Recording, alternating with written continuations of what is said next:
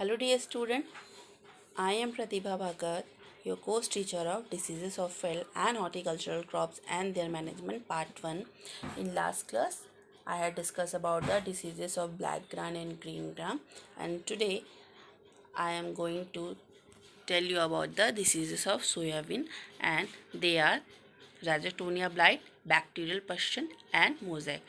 These three diseases are very devastating disease in soybean in India, and according to syllabus we have to study about these three diseases only. But in soybean there are so many diseases which affect the soybean plant. There are many bacterial, fungal and viral diseases, but we have to study about the only Rhizoctonia blight, bacterial pustule and mosaic, which is in your syllabus. So let's start from the Rhizoctonia blight. Rhizoctonia blight is a fungal disease, and that is caused by Rhizoctonia solani. And Rhizoctonia blight is also called as aerial blight and aerial web blight. Mostly जो Rhizoctonia होता है वो soybean में पूरे plant में ही disease cause करता है, यानी कि उसके रूट से लेकर उसके पूरे फोलियर पार्ट में डिसीज़ कॉज करता है. और हर डिसीज़ अलग अलग नाम से जाने जाते हैं, जैसे कि रूट रॉट हो गया, आपकी ब्लाइट हो गया, सिडलिंग रॉट हो गया, रूट रॉट हो गया. तो बट हमें यहाँ पे आपको राइजोटोनिया ब्लाइट के बारे में स्टडी करना है. साथ ही साथ जो राइजोटोनिया होता है वो सॉइल में बहुत ही ज़्यादा लेवल पे इन्फेक्शन कॉज करता है. साथ ही साथ जिसके कारण ही यह प्लांट को बहुत अधिक मात्रा में डैमेज कॉज करने के लिए रिस्पॉन्सिबल रहता है और उसकी एबिलिटी भी रहती है. So let's start from the symptoms. जो यह डिसीज़ है राइजोटोनिया ब्लाइट, इसका जो इनिशियल सिम्टम्स है वह लीव्स पे बनना स्टार्ट होता है. लीव्स पे बनना स्टार्ट होता है और जो स्टार्टिंग सिम्टम्स है वह लीव पे वाटर सोक्ड ग्रीनिश लेशन के बनने से स्टार्ट होता है. लेकिन जैसे जैसे यह सिम्टम्स मैच्योर होने लगते हैं, सिम्टम्स आपके टैन टू ब्राउन कलर में कन्वर्ट होने लगता है. आप देख सकते हैं कि किस तरह से इसमें लीफ है, वो लीफ का लीफ, अपर लीफ आप देख सकते हैं कि लीफ में किस तरह से इन्फेक्शन और सिम्टम्स कॉज हुआ है. यही आपका एरियल ब्लाइट का सिम्टम है, इसीलिए इसे एरियल ब्लाइट भी कहते हैं, क्योंकि ये केवल इसके एरियल पार्ट्स में जब इन्फेक्शन फैला रहा है, इसलिए इसे एरियल ब्लाइट भी कहते हैं. सो एरियल ब्लाइट का जो सिम्टम्स है वो कैसा है, स्टार्टिंग में वाटर सोक्ड ग्रीनिश लीजन्स बनाता है, लेकिन जैसे ही ये सिम्टम्स मैच्योर होने लगते हैं, मैच्योरिटी में यह symptom tan to brown colour में कन्वर्ट होने लगते हैं. नेक्स्ट सिम्टम जो है वह आपका वेब ब्लाइट का. वेब ब्लाइट में क्या होता है, जो आप देख सकते हैं कि यहाँ पे एक स्ट्रक्चर है, वेब लाइक स्ट्रक्चर है. यह वेब लाइक स्ट्रक्चर एक्चुअली में हाइफी है. हाइफी क्या होता है, यानी कि ग्रुप ऑफ माइसीलियम, यहाँ पे ग्रुप ऑफ हाइफी जिसे हम माइसीलियम कहते हैं. राइजोक्टोनिया सोलेनी का जो फंगस होता है वो प्लांट के ऊपर मोस्टली उसके स्टेम में एक वेब लाइक स्ट्रक्चर बनाने लगता है, और जिसे ही हम वेब एरियल ब्लाइट भी कहते हैं. और यही इसका, इसीलिए हम इसे वेब एरियल ब्लाइट कहते हैं, क्योंकि इसमें वेब लाइक स्ट्रक्चर बना रहा है पैथोजन. सो नेक्स्ट आपका जो स्ट्रक्चर है, मीन जो सिम्टम्स है वह ये है कि जो जैसे वेब लाइक स्ट्रक्चर तो बना ही बना रहा है, साथ में एरियल ब्लाइटनिंग भी हो रही है, लेकिन जितने भी आपके इन्फेक्टेड पार्ट हैं प्लांट में, वो स्टेम भी हो सकता है, आपका पेटियोल्स भी हो सकता है एंड लीफ भी हो सकती है. वहाँ पे क्या होता है, जैसे जैसे पैथोजन बहुत ज़्यादा डेवलप हो जाता है, वैसे ही जो राइजोटोनिया सोलेनी होता है वो मोस्टली ये सोयाबीन के पेटियोल्स पे ही आपको देखने को मिलेगा अधिकतर, क्योंकि वहाँ पे पेटियोल्स में भी आपको वेब लाइक स्ट्रक्चर भी बहुत ज़्यादा देखने को मिलता है. तो ये क्या करता है, पैथोजन जो होता है वहाँ पे स्क्लेरोशिया फॉर्म करना स्टार्ट कर देता है. आप देख सकते हैं कि किस तरह से ये जो ब्राउन कलर के डार्क ब्राउन, यहाँ पे लाइट ब्राउन और ये डार्क ब्राउन कलर का जो स्ट्रक्चर है ये एक स्क्लेरोशिया है, जो कि पैथोजन के द्वारा फॉर्म किया गया है. तो ये बहुत ही क्लियर एंड विजिबल सिम्टम्स है, जिससे आप पता लगा सकते हैं कि ये राइजोटोनिया ब्लाइट के सिम्टम्स हैं. सो ये था डिसीज़ का सिम्टम्स. अब हम नेक्स्ट देखते हैं इसके ईटियोलॉजी के बारे में. ईटियोलॉजी में डिस्कस करने से पहले मैं आप लोग को एक बार याद दिलाना चाहूँगी कि हमने राइजोटोनिया सोलेनी के बारे में ऑलरेडी डिस्कस कर चुका है. इसे हमने राइस के क्रॉप में पढ़ा था. राइस में जो सीड ब्लाइट डिसीज़ लग रहा था उसका भी कॉजल ऑर्गेनिज्म राइजोटोनिया सोलोनी है, और राइजोटोनिया सोलोनी के कैरेक्टर्स भी सेम हो गए, फिर भी हम इसे एक बार फिर से डिस्कस कर लेते हैं। सो जो इस पैथोजन का जो सेक्सुअल स्टेज है वो है थैंटोफोरस कुकुमेरेसिस, एंड इसके साइंटिफिक क्लासिफिकेशन है डिवीज़न बेसिडियोमाइकोटा, क्लास एग्रोमाइसिटीज, ऑर्डर है कैंथेरिल्स, फैमिली है सेराटोबेसिडिएसी, जीनस है राइजोक्टोनिया, एंड स्पीसीज है सोलोनी। सो इसमें भी कोनिडिया एंड कोनिडियोफोर का डेवलपमेंट होता है हाइफी और माइसीलियम के द्वारा। सो जो कोनिडिया फोर होता है वो कहाँ से, वो सिंगल या फिर स्मॉल ग्रुप में अराइज होते हैं, स्ट्रेट होते हैं, एंड कभी कभी यह जेनुकुलेट शेप के होते हैं और पेल टू ब्राउन कलर के होते हैं। इसके अलावा जो कोनिडिया होती है वह यूजुअली कर्व्ड होती है, और इसमें सेंटर में हल्का सा बल्ज होता है, और एंड की तरफ यह थोड़ा सा ऑलमोस्ट स्ट्रेट होते हैं, जो इसका एंड पॉइंट होता है वो ऑलमोस्ट स्ट्रेट होता है। साथ ही साथ जो कोनिडिया होते हैं वो पेल ऑलिव ग्रीन कलर से गोल्डन ब्राउन कलर के होते हैं, और ये सेप्टेड जो कोनिडिया होते हैं वो सेप्टेड होते हैं, और इसमें 6 to 14 सेप्टेशन पाया जाता है। आप इमेज देख सकते हैं। जो इसका माइसीलियम में खासियत ये बात है कि जो माइसीलियम है वो राइट एकदम एक्यूट एंगल पे ही अनदर ब्रांचेस जो है वो फॉर्म करता है, यानी कि एक्यूट एंगल यानी कि 90 डिग्री पे। आप देख सकते हैं कि किस तरह से 90 डिग्री पे एक्यूट एंगल पे इसकी अदर ब्रांचेस निकली हुई हैं। तो ये इसका माइसीलियम है, इसका माइसीलियम भी सेप्टेड है। यहाँ पे आप देख सकते हैं कि ये आपका कोनिडिया है जिसमें सेप्टेशन है। सो ये कैसे होता है, या तो ये सिंगली भी बॉर्न होते हैं या फिर ये ग्रुप में भी बॉर्न होते हैं। सो ये था आपका इटियोलॉजी। अब हम नेक्स्ट देखते हैं इसके डिसीज साइकिल के बारे में, इसके disease cycle and favourable condition के बारे में। सो एरियल ब्लाइट किसके द्वारा कॉज हो रहा है, राइजोक्टोनिया सोलोनी के कारण, और यह पैथोजन है, यह ऐसा पैथोजन है जो सॉइल पे एज अ स्क्लेरोशिया प्रेजेंट रहता है प्लांट डेब्रिस पे, या मोस्टली ये कब रहता है, जब अगर प्रीसीडिंग क्रॉप का जो प्रीवियस क्रॉप रहेगा अगर वो राइजोक्टोनिया सोलोनी से इन्फेक्टेड रहेगा, तो इस तरह के क्रॉप में आपके इस तरह के अगर उसका हार्वेस्टिंग किया जाए तो वो क्या होंगे, उनके स्क्लेरोशिया प्लांट एवरेज में ही रह जाएंगे और फील्ड पे वो ओवरविंटरिंग कंडीशन में रहते हैं। सो इस तरह से ये, क्योंकि ये सॉइल-बॉर्न फंगस है इसलिए यह कहाँ पे आपका सर्वाइव कर रहा है, ये आपके प्लांट एवरेज में सर्वाइव कर रहा है स्क्लेरोशिया के रूप में। सो यहीं पे उसका प्राइमरी इन्फेक्शन भी स्टार्ट हो रहा है, यानी कि जो प्राइमरी सोर्स ऑफ इनोकुलम है वो क्या है, स्क्लेरोशिया प्रेजेंट इन प्लांट एवरेज। ये इसका प्राइमरी इन्फेक्शन था, और इस डिसीज़ को माइसीलियम को स्प्रेड होने के लिए वार्म और वेट वेदर चाहिए। इसमें बहुत इजीली ही माइसीलियम स्प्रेड होता है, और आपका जो वेब फॉर्म होता है वो इसी कंडीशन में भी वेब फॉर्म होता है। तो ये इसका मोस्ट इम्पॉर्टेंट फेवरेबल कंडीशन है। जो वेब लाइक स्ट्रक्चर प्रोड्यूस होते हैं वो वार्म एंड वेट कंडीशन में ही प्रोड्यूस होते हैं, जो कि माइसीलियम को स्प्रेड करने में हेल्प करता है। साथ ही साथ जो इसका जो लोकल एरिया है, लोकलाइज्ड एरिया, वहाँ पे इसका स्प्रेड बहुत ही जल्दी होता है अगर कंडीशन इसके फेवर में हो, जैसे कि हाई रिलेटिव ह्यूमिडिटी एंड जो टेम्परेचर हो वो 77 to 90 डिग्री फ़ारेनहाइट के बीच में हो। ये था प्राइमरी इन्फेक्शन, उसका फेवरेबल कंडीशन। बट जो इसका सेकेंडरी इन्फेक्शन है, सेकेंडरी इन्फेक्शन भी क्या हो सकता है, ये आपका एयर के थ्रू भी हो सकता है एंड रेन के द्वारा भी हो सकता है, फिर इरिगेशन वाटर के थ्रू भी हो सकता है।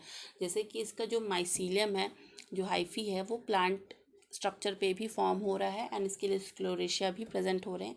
अगर ये स्क्लेरोशिया एयर के कांटेक्ट में आके अगर एयर में ब्लो हो जाते हैं या फिर रेन्स के थ्रू अगर ये फिर से पानी के थ्रू या फिर इरिगेशन वाटर के थ्रू अदर हेल्दी प्लांट को इन्फेक्ट करते हैं, तो यहाँ पे वो सेकेंडरी इन्फेक्शन कॉज करता है। सो यही था आपका प्राइमरी एंड सेकेंडरी इन्फेक्शन। साथ ही साथ इस डिसीज़ की खासियत बात ये है कि अगर राइस के फील्ड में जब हमने खरीफ सीज़न में किसी एक फील्ड पे राइस ली है और वहाँ पे अगर शीट ब्लाइट का इन्फेक्शन पहले आ चुका है, और इस तरह के फील्ड में हम नेक्स्ट सीज़न में अगर हम सोयाबीन को लेते हैं तो वहाँ पे डेफिनेटली है, ये श्योरिटी है कि वहाँ पे फिर से राइजोक्टोनिया ब्लाइट आएगा ही आएगा जो कि सोयाबीन के क्रॉप में इन्फेक्शन फैलाएगा। इसीलिए हमें इस तरह के फील्ड को अवॉइड करना चाहिए जहाँ पे सेम होस्ट को हमें नहीं लगाना चाहिए। सो ये था इस डिसीज़ का disease cycle and favourable condition. अब हम नेक्स्ट देखते हैं इसके मैनेजमेंट के बारे में। सो इन मैनेजमेंट में हमें बहुत सारे टैक्टिक्स का यूज़ करके हम इस डिसीज़ को कंट्रोल कर सकते हैं। सबसे पहले हमें डिसीज़ फ्री सीड्स यूज़ करना है। साथ ही साथ हमें फील्ड में प्रॉपर सैनिटेशन रूल फॉलो करने हैं। जो प्रीवियस क्रॉप के प्लांट डेब्रिस हैं उनको पूरी तरह से रिमूव करके उनको डिस्ट्रॉय कर देना है। इसके अलावा हम कोलेट्रल होस्ट को भी फील्ड से रिमूव कर सकते हैं। साथ ही साथ हम डीप समर प्लाविंग कर सकते हैं फील्ड में। डीप समर प्लाविंग से क्या होगा कि आपकी जो पैथोजन है वो अगर स्क्लेरोशिया क्या होगा सन के डायरेक्ट कांटेक्ट में आके एक्सपोज होके वो मर जाएगा। और अनदर इसका जो मेथड है उसमें हम क्रॉप रोटेशन कर सकते हैं। क्रॉप रोटेशन करने के बाद हम के अलावा हम प्लांटिंग टाइम में भी एडजस्टमेंट करना चाहिए और इसमें प्रॉपर फर्टिलाइजेशन करना चाहिए। मींस कि हमें उतना ही फर्टिलाइज़र का डोज देना है जितना कि इस क्रॉप के लिए रिकमेंडेड है। साथ ही साथ हमें नाइट्रोजन फर्टिलाइज़र्स का क्या उसको स्लो रिलीज़ करना चाहिए और इसे बहुत केयरफुली ही फील्ड में अप्लाई करना चाहिए। मीन्स हमें इसकी ना तो बहुत ज़्यादा अधिक मात्रा फील्ड में अप्लाई करनी है और ना ही कम मात्रा अप्लाई करनी है। साथ ही साथ ये वेट कंडीशन में इसके लिए फेवरेबल कंडीशन है, तो हमें वाटर मैनेजमेंट का बहुत ही ज़्यादा ध्यान रखना है कि हमारे फील्ड में अगर बारिश बहुत अधिक ज़्यादा हो जाती है तो हमें ड्रेनेज का पूरी व्यवस्था अच्छे से होनी चाहिए। साथ ही साथ फील्ड में बहुत वाटर का स्ट्रेस भी नहीं होना चाहिए। तो इसीलिए हमें फील्ड में गुड वाटर मैनेजमेंट को अच्छे से करना बहुत ही इम्पॉर्टेंट है। इसके अलावा हम टॉलरेंट वैरायटी यूज़ कर सकते हैं। जो टॉलरेंट वैरायटी है ये जो टॉलरेंट वैरायटी है ये राइस के लिए है, इसे हम सोयाबीन के लिए यूज़ नहीं कर सकते। सो सॉरी, इस लाइन को आप इग्नोर करें। तो इसके अलावा हम सीड का ट्रीटमेंट कर सकते हैं। सीड ट्रीटमेंट के लिए हम 53 से 54 डिग्री सेल्सियस टेम्परेचर के वाटर में सीड को 10 से 22 मिनट के लिए डिप करके रखना है और डिप करने के बाद हम इसे सोइंग के लिए यूज़ कर सकते हैं। साथ ही साथ हमें सीड को ट्रीट करना है थायरम और कैप्टॉन से @4 ग्राम पर KG of seed and mancozeb से भी हम इसका सीड का ट्रीटमेंट कर सकते हैं।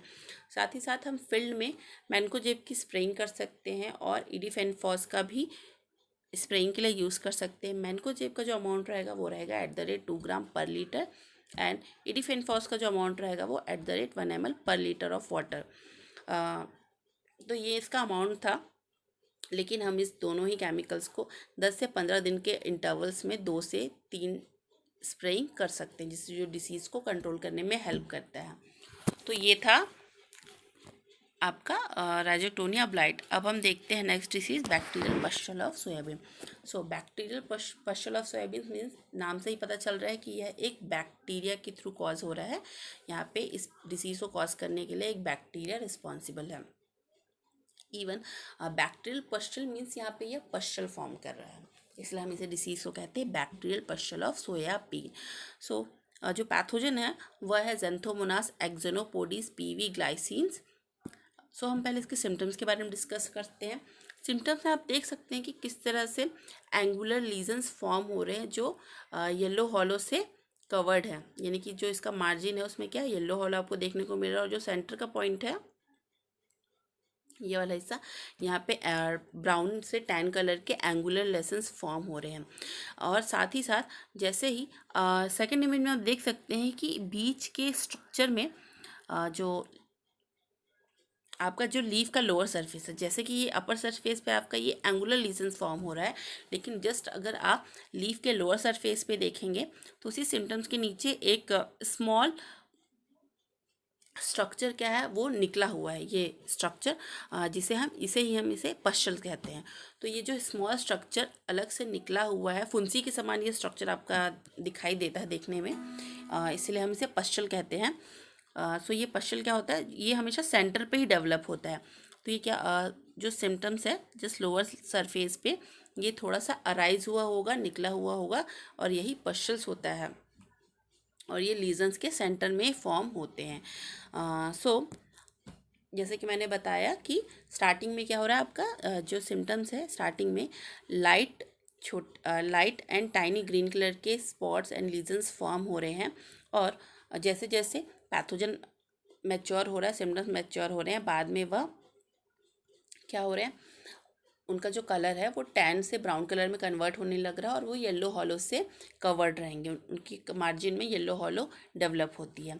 और जस्ट लीफ के लोअर सरफेस पे एक स्ट्रक्चर एलिवेट हुए सेंटर में निकला हुआ रहता है, जिसे हम ही पस्चल कहते हैं। और यही मेन, इसी कारण इस डिसीज़ को हम बैक्टीरियल पस्चल कहते हैं। साथ ही साथ यह डिसीज़ सबसे ज़्यादा मोर फ्रिक्वेंट रहती है जो लोअर एरिया के आपके प्लांट्स और प्लांट के जो पार्ट्स होते हैं, यानी कि सॉइल के नज़दीक में जो प्लांट के पार्ट्स है, जैसे कि आपका लीव, स्टेम एंड पेट्यूल्स, वो उसमें इन्फेक्शन बहुत ही ईजिली आ सकता है, क्योंकि यह सॉइल बॉर्न भी है और यह सीड बॉर्न भी है। सो जैसे जैसे डिसीज सीवियर कंडीशन में फैलने लगता है, वैसे ही लीफ में बहुत सारे लीजन्स फॉर्म होते हैं। और इस तरह के इन्फेक्टेड प्लांट अगर थोड़े भी वहाँ पे फील्ड में हवा चलती है, तो ऐसे लीव्स बहुत ईजिली प्लांट से डी अटैच हो जाते हैं और हवा के साथ निकल जाते हैं, जिससे कि जो प्लांट है वो डिफोलिएट दिखता है। मीन्स इसमें प्री मेच्योर डिफोलिएशन भी हो सकता है, अगर जो प्लांट में मेच्योरिटी से पहले ही, मीन्स यंग सीडलिंग्स में ही अगर यह डिसीज़ का सिम्टम्स आ गए तो। अगर ये डिसीज़ फील्ड में आती है तो फील्ड में जो सोयाबीन फॉर्म होते हैं, जो पॉट्स होते हैं, वो अच्छी तरह से फॉर्म नहीं हो पाते, जिससे ऑयल कंटेंट, साथ ही साथ यह सीड के ऑयल कंटेंट को भी अफेक्ट करता है और इल्ड को रिड्यूस करता है। तो यह था इस डिसीज़ का सिम्टम। आप देख सकते हैं कि किस तरह से ये पस्टल्स फॉर्म हो रहे हैं लीव्स पे, और इसके जस्ट लोअर सरफेस पे आप पस्टल्स को देख सकते हैं और अपर सरफेस पे लीजन्स को आप देख सकते हैं।